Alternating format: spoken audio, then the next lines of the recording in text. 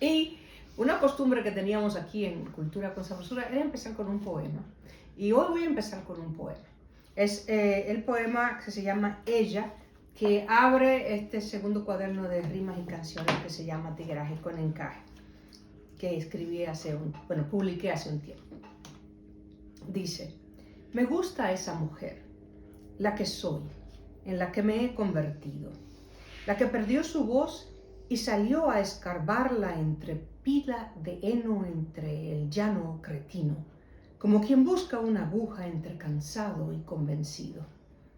Esa, de corazón roto, 1000 veces roto, aprendió la aceptación y se dijo: me amo, me amaré así, mañana, siempre.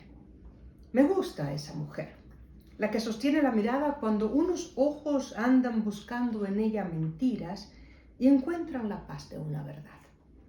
Quien nada debe, nada teme. Esa mujer, la de ahora, ayer se desconoció y anduvo a la deriva entre la turba, preguntándole al tropel sin rostro: ¿quién soy? ¿Seré lo que me enseñaron, a quien conquisté, lo que no revelé, la cicatriz del abandono sistematizado, la inconformidad que empaña de quejas los dones, la que juró amor y recibió traición, la que caduca? No, porque soy la que pasa revista al inventario de sus sueños consumados y los que todavía faltan por soñar. Soy el Fénix, es decir, una sonrisa sobre labios resarcidos, la que lloraba y hoy canta, caminante de torrentes en ruta al punto de encuentro entre el cielo y el mar. Lucha y calma viviendo al tiempo que se imagina que vive. Soy todo lo que aspiro a ser, todo lo que quise ser pero olvidé, todo lo que dicen que soy, más o menos. Más o menos hija, más o menos mansa, menos altruista que muchos, más olvidadiza que la mayoría. Soy mestiza de muslos gruesos, de amplias nalgas, de pelo rizo y besos largos.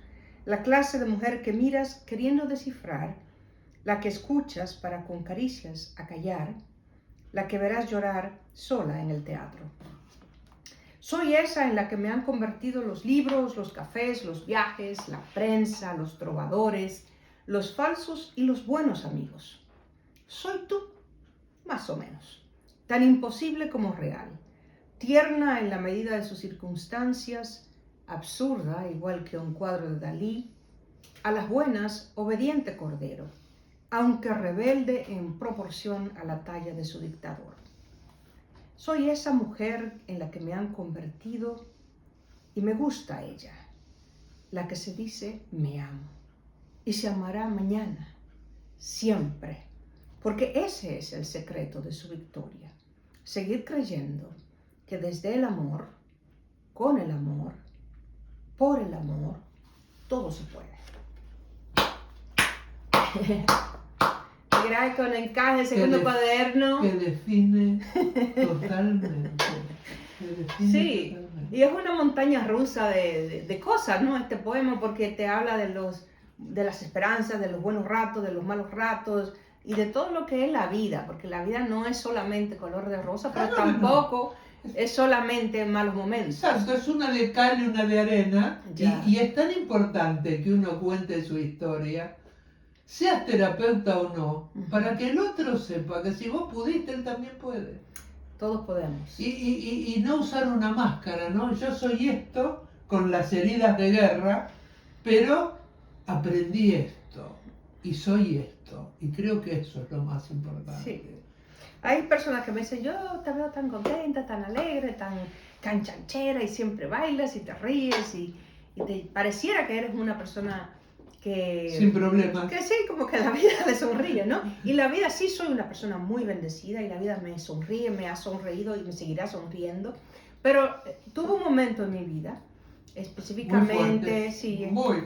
Y hemos hablado por arribita, sí, en otras ocasiones de lo que los chamanes y yo he acuñado el término la noche oscura del alma.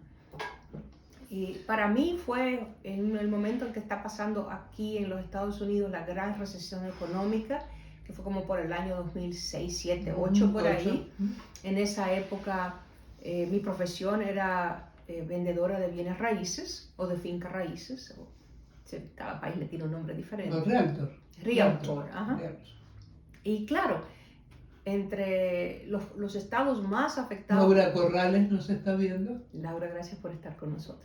Entre los lugares más afectados de la gran recesión, porque vive del turismo, entre otras, fue Las Vegas. Aquí teníamos una de las tasas más altas de cierre de casas, de pérdida de viviendas, de short sale, que era cuando al banco... Esta es una de las casas que las perdieron los dueños anteriores. Ah, mira eso.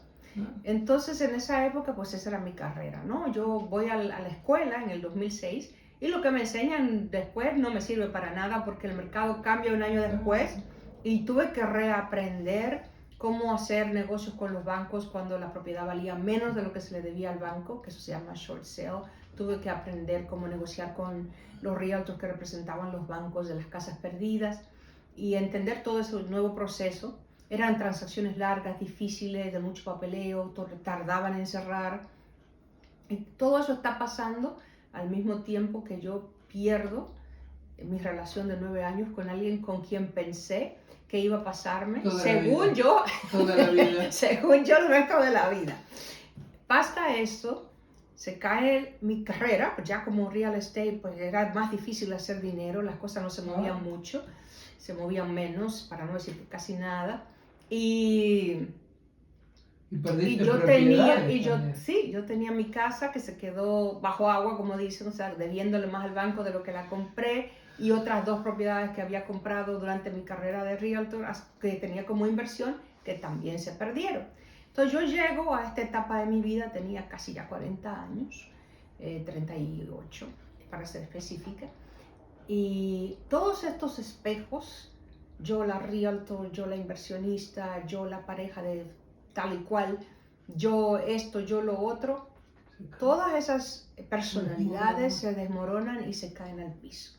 Y de pronto yo digo, bueno, pues, ¿quién yo soy? Si yo no soy todas esas cosas que yo creía que yo era, que yo soy. Entonces fue como un aterrizado, pero forzoso, de yo tener que comenzar a preguntarme de qué estoy hecha, cuáles son mis propósitos en esta vida, a qué he venido a este país, porque los 20 años anteriores a ese momento, como casi todos los que venimos de países tercermundistas, mi trabajo era mi mundo. Eso yo me dedicaba era a trabajar y hacer dinero, a trabajar y hacer dinero, a trabajar y hacer cosas, a comprar cosas materiales. Saluda a Marta Hernández que te está viendo. Gracias, Marta. Y no era yo me definía por lo que hacía. O sea, si yo hago esto, ¿qué es la mayoría de las personas? Si yo hago esto y tengo esto, entonces yo soy esto.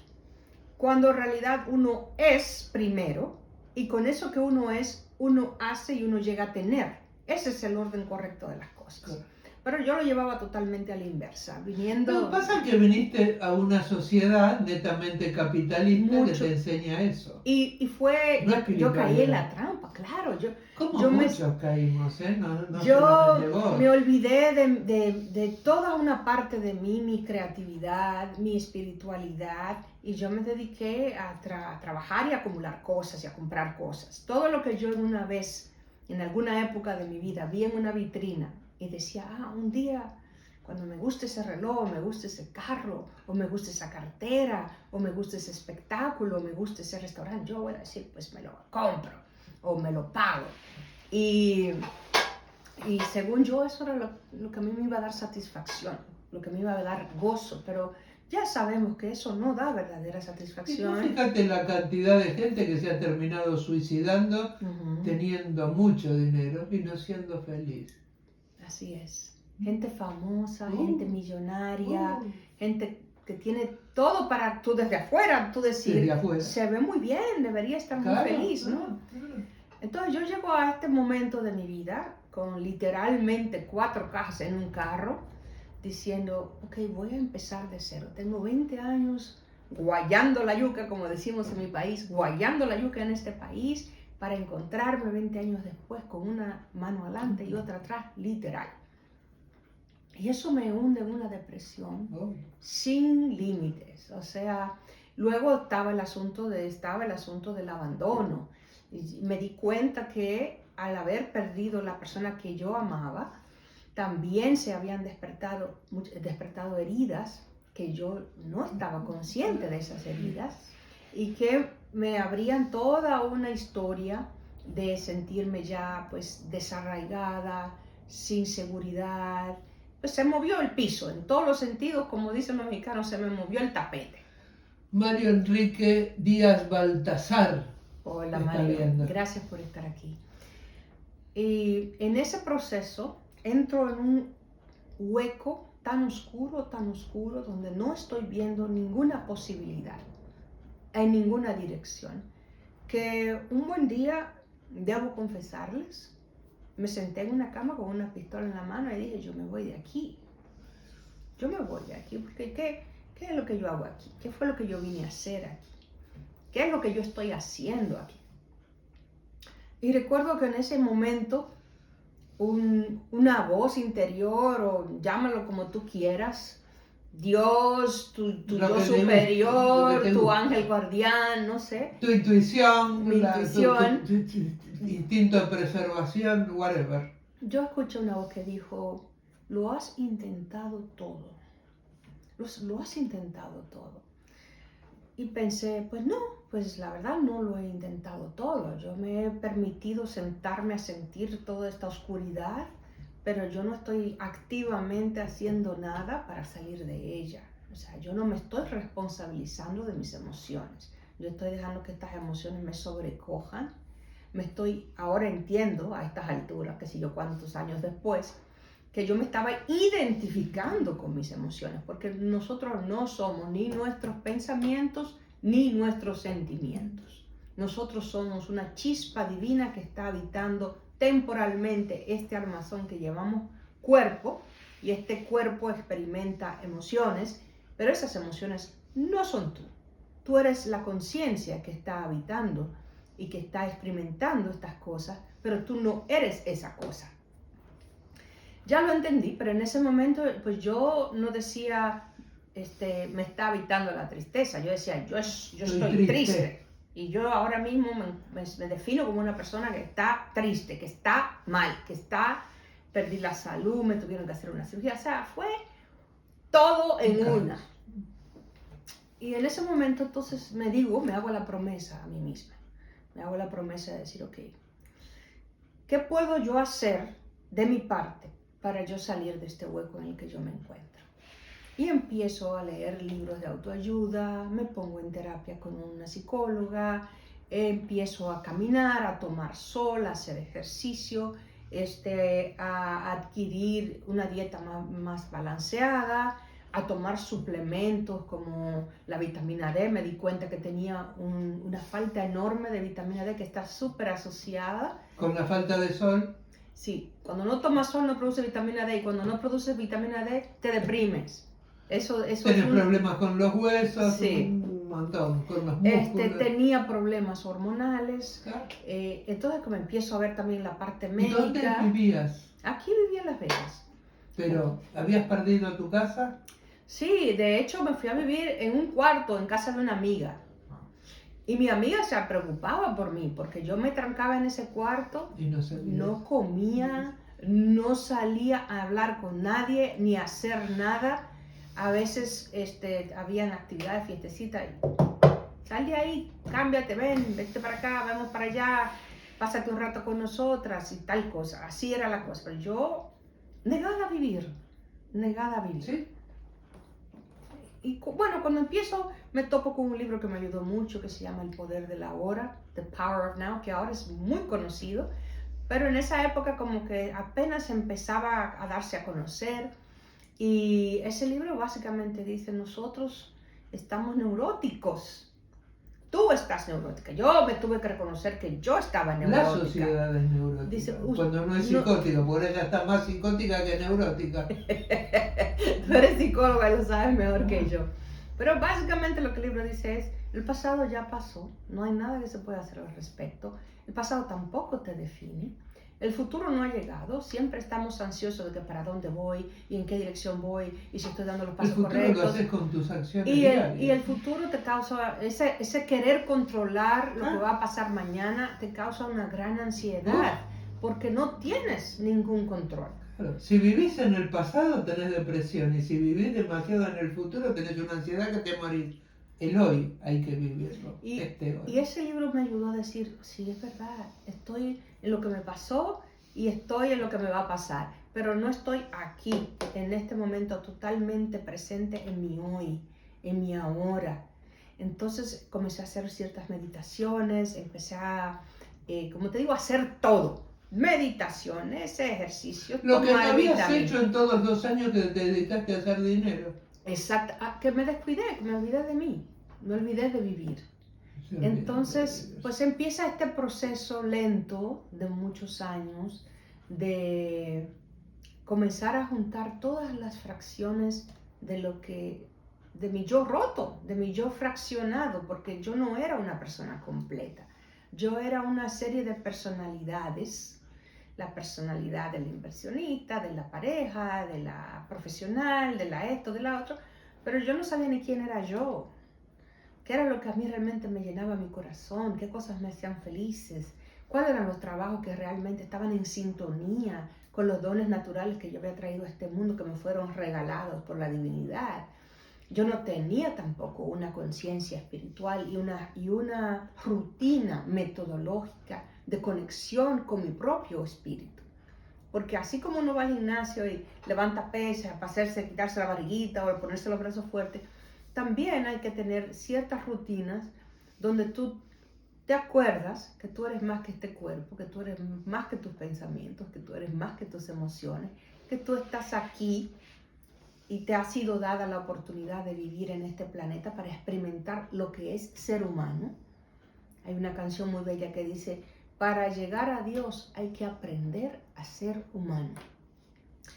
Y nosotros pues estamos aquí para esa lección, para poder disfrutar de este planeta tan hermoso, que es un planeta que está lleno de flores y pájaros y lagos y bosques y montañas y no las vemos. Estamos tan imbuidos en... Como un caballito que le ponen orejeras y para allá, para allá, para allá y no se detiene uno to smell the flowers, como dicen los griegos, a oler las flores. Comencé a darme cuenta cuando me estaba poniendo mejor, cuando comencé a tomar conciencia de lo bello de un atardecer, cuando podía detenerme y decir, qué bonito este parque, qué bonito el viento, qué tibio que está soplando, qué bonito ese árbol que se le están cambiando las hojas ahora en el otoño, qué bonita esa flor con esos colores tan vivos. Y poco a poco fui trayendo mi atención más al presente y eso me ayudó a percibir la vida con unos espejuelos distintos.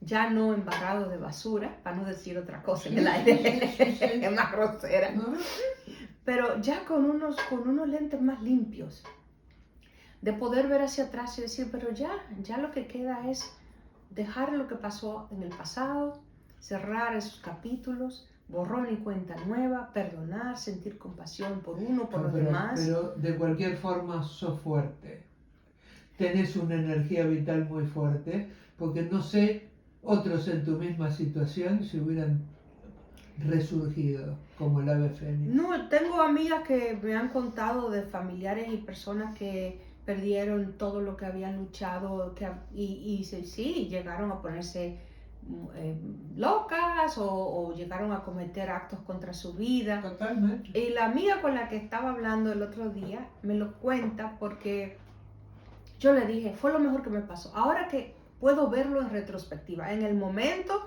si me preguntas, digo, no hombre, yo me quiero morir. Si me preguntas en ese momento, yo te hubiera dado la peor de las respuestas. Pero ahora en retrospectiva, creo que fue lo mejor que me pasó, porque me forzó a descubrirme, a ocuparme de mí, a darme amor, a conocerme, porque no me conocía. También me cayó otro libro por la divina providencia en las manos que se llamaba ¿De qué color es tu paracaídas? Y es un libro para buscar trabajo, pero en realidad también es un libro que lo que trata de enseñarte es que el trabajo es la tercera parte de tu vida. Te pasas 8 horas al día haciendo una labor que es un tercio de tu vida. El otro tercio te lo duermes, el otro tercio lo trabajas y 8 horas tienes para el resto de las cosas. Entonces, esa parte que es un tercio de tu vida es demasiado importante para que tú hagas cosas que no te llenan. Para que un tercio de tu vida se te vayan haciendo cosas que no te motivan, que no están en sintonía contigo, que no te gustan, que no disfrutas.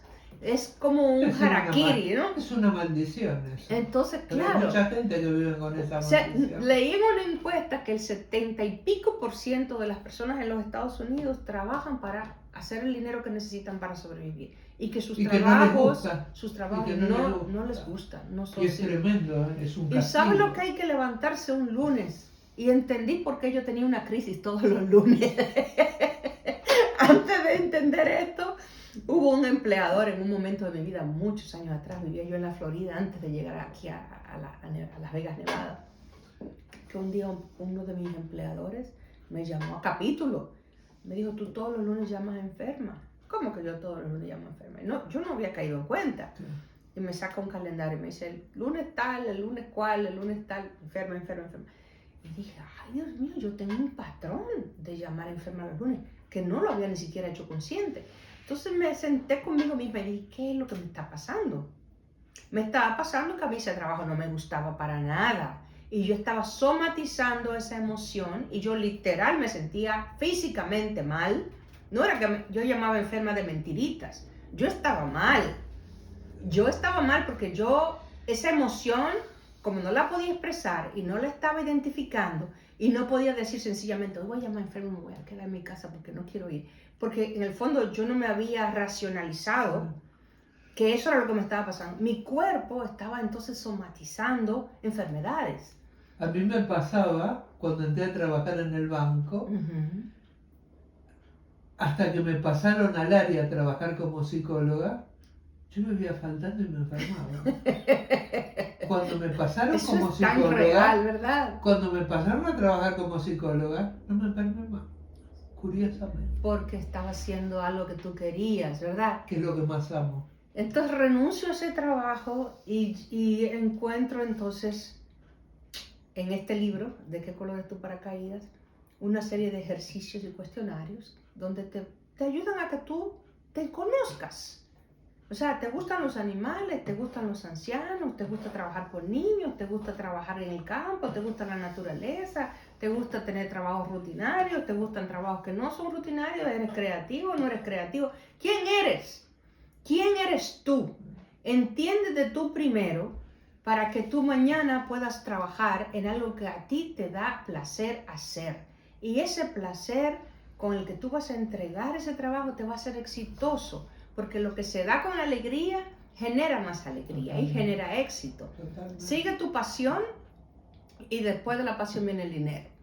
Que siempre lo hacemos a la inversa. Bueno, yo lo estaba haciendo a la inversa. Yo buscaba el dinero y decía, vendrá la pasión después. Y no, nunca venía porque esos trabajos no estaban alineados conmigo.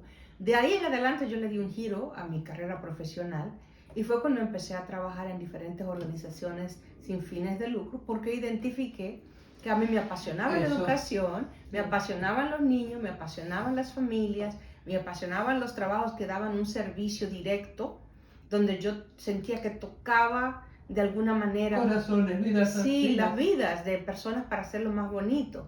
Entonces trabajé para Make-A-Wish, fue mi primer trabajo en esa línea.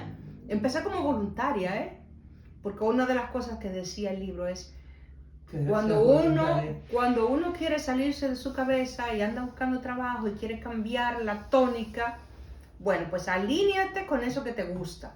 Y en ese mismo medio ambiente, donde estás sirviendo de voluntaria, si te gusta trabajar con personas que necesitan mejorar su salud, ve y sé voluntario en un hospital.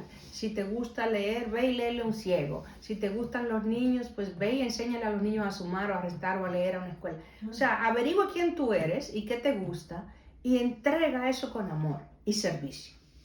Entonces empiezo a trabajar con Make-A-Wish como voluntaria. De ahí me hacen a tiempo parcial, gerente de voluntarios, de ahí gerente a tiempo total, entonces me pasan a trabajar haciendo deseos realidad. Mira.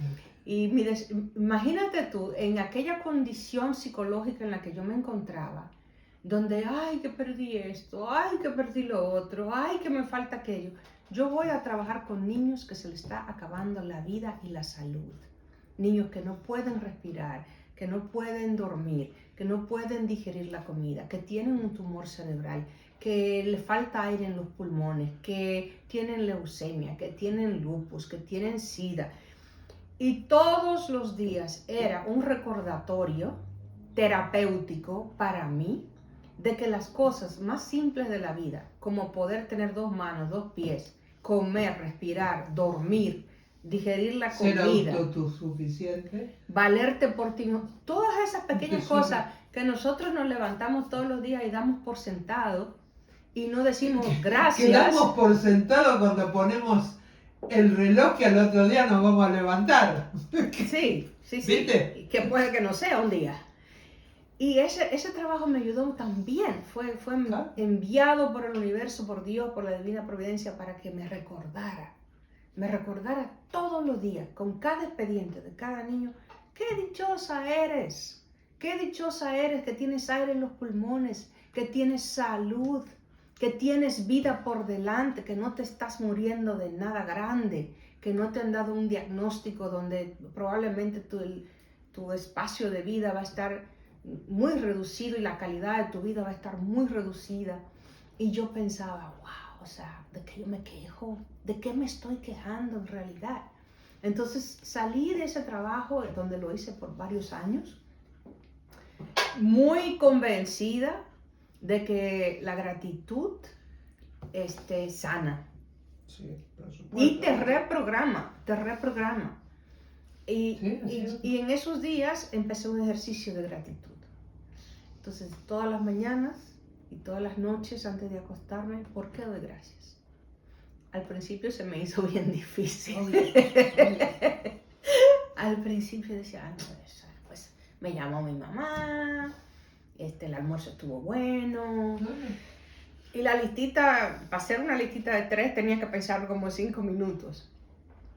Pero en la medida en que fui ejercitando el músculo de la gratitud, más cosas se sumaban a esa lista. Y más cosas se sumaban a esa lista. Y de pronto como que el cassette que yo traía se borró. Ya no porque estaba empezó yo... la paz. No estaba pasándole un inventario a todo lo que no había conseguido, a todo lo que había perdido, a todo lo que no había alcanzado todavía, a todo lo que había soñado y no había logrado, a todo lo que se fue. No, empecé a pasar un inventario a todo lo que sí tenía, a todo lo que sí había logrado, a todo lo que sí todavía yo podía contar como bueno y válido en mi vida. Personas, salud, vida. Vida para empezar. Y ese trabajo de ir aumentando esa lista de cosas por las cuales yo estaba agradecida fue también un gran cambio mental y emocional en mi vida, que todavía lo practico. Lo primero que yo hago por la mañana cuando yo me hago un té o un chocolate, porque ya estoy tratando de no tomar café por las mañanas, es sentarme, escuchar los pajaritos trinar, ver por la ventana, ver el viento mover las hojas, ver el sol alumbrar el día, respirar profundo y decir gracias por este nuevo día. Por este regalo. Gracias por este nuevo día, gracias porque tengo donde sentarme, porque tengo que tomar, porque tengo una silla. Hay tanta gente que hay ni gente que siquiera vive tiene debajo lo de un mínimo. puente, hay gente que no tiene que comer, ropa que ponerse, en invierno pasan frío. En el calor no tienen aire acondicionado y que no sobra de todo. O sea, la mayoría de la gente que está en nuestro medio ambiente tiene techo, tiene que comer, tiene que ponerse y está concentrado en que no tengo el carro, no tengo la televisión o no tengo los papeles o no, algo. En el no tengo, en el inventario de las cosas que faltan. Y eso también es una neurosis. Claro, que nos lastima, nos hace daño. Por supuesto, el tener más cosas negativas que positivas es neurosis. El levantarse con el pensamiento, hoy va a pasar una catástrofe, es neurosis. No decís, hoy voy a tener un día mágico. ¿Sí? Yo sé de la que me levanto, el primer día que llegué a este país, porque no me pasaba eso en Argentina, que digo, hoy voy a tener un día mágico y la providencia va a ser maravillosa y voy a conocer gente divina. ¿Verdad? Y pum, pum. ¿Por qué? Porque el logos, que es la palabra, es mágico, Totalmente. es un hechizo. Es una- Dice en la Biblia que al principio no había nada y Dios dijo, Claro. pronunció, El principio era el hágase. verbo. El principio, o sea, Era el si verbo. nosotros entendiéramos Viste, el yo soy el poder, que soy. claro, si nosotros entendiéramos el poder de las palabras que nos decimos a nosotros mismos, olvídate de los demás, las que nos Las que decimos nos decimos. a nosotros ¿Y qué nos mismos. decimos? Que sí soy. Soy tonta, soy estúpida, otra vez esta pendejada. No nos Ya. decimos, qué inteligente que sos, estás cada día más linda. Que vas a tener, qué sé yo, capacidad para aprender una cosa nueva. Ujú. No nos decimos eso. Sí, y el cerebro humano fue programado a través de la evolución para recordar lo malo. O sea, ¿Cierto? cuando éramos cavernícolas y El hambre, y la hambruna, y nos y comíamos la- algo que nos envenenaba, ay, tengo que recordar que esa fruta envenena, que esa carne cuando huele así envenena, que si paso por ese río me ahogo, que si toco esta planta me pincha, que ¿Qué? si este animal lo agarro ¿Cómo me creamos muerde. habitualmente a los hijos? Y tené cuidado a ver si te cae. Y no te trepes ahí que te vas a matar. No le decimos, subite, sé valiente, no te va a pasar nada.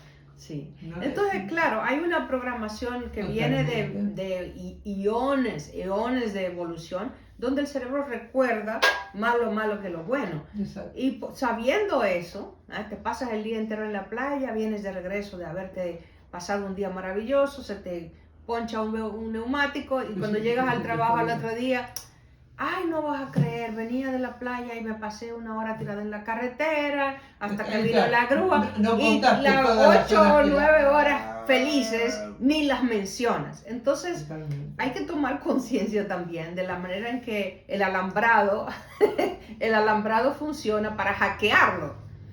Y una de las maneras es hablándonos con gratitud, es hablándonos con amor. Totalmente. Y entendiendo, y aquí sí te quiero dar la palabra porque tú eres una persona que ha leído mucho sobre principios. Pero cada vez es menos. Vos sabés que Ujú.